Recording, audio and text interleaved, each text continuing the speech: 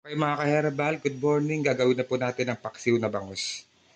Okay, syempre lalagay natin tong bangus. Arrange lang natin guys.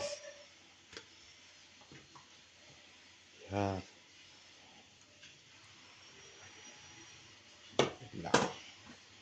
Tapos, unti lang yung bangus ko kasi naghati kami nanay sa isang buong bangus.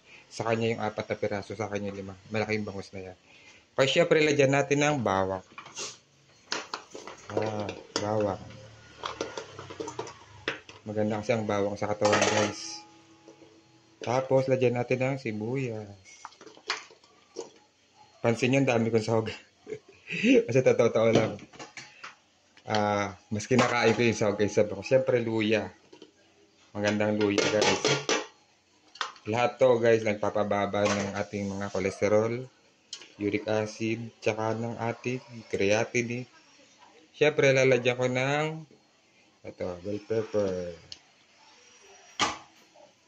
Siyempre, ang ating lagyan na natin ng 2 sili. Yeah. Tapos, i-arrange na natin itong okra natin. Tapos, lagyan natin ng yung talong.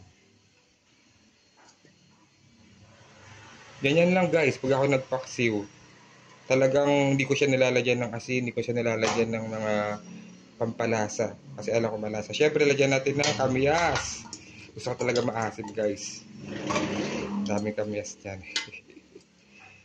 Pero pala, okay, siyempre lalagay na natin itong ampalaya. Actually, bago ko makuha yung paksiw talaga sa ilalim, napakatagal. Sobrang daming gulay. Siguro mga 2 araw ko na itong ulam guys. Or 3. Ganyan. So, syempre, lalagyan din natin yan ng tubig. Ganyan lang guys. Pag ako nagpapaksiw. Sobrang talaga dinadamihan ko kasi alam ko maganda yung benepisyo ng mga gulay sa ating katawan. Syempre, ang ating lemon. Yan. Thank you guys. Thank you for watching. Lagyan ko na lang siya ng ating tubig at isasaklang na lang. Maraming salamat po mga ka-herbal.